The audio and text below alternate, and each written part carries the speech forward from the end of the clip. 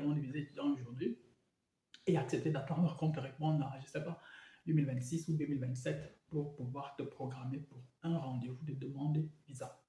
Donc, c'est déjà ça. Maintenant, s'il faut revenir directement à la question que tu as posée, moi, je te conseille vivement de réussir le dernier module du B1 parce qu'au niveau de l'ambassade, pour qu'on te donne le visa, il va falloir que tu aies au moins un certificat de langue complet.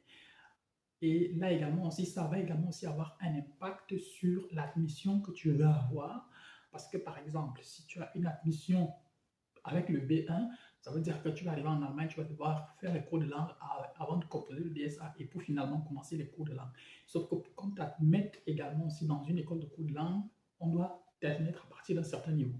Si le B1, c'est le premier examen que tu as composé, ça veut dire que tu n'as pas de preuve que tu as le niveau A1, tu n'as pas de preuve que tu as le niveau A2.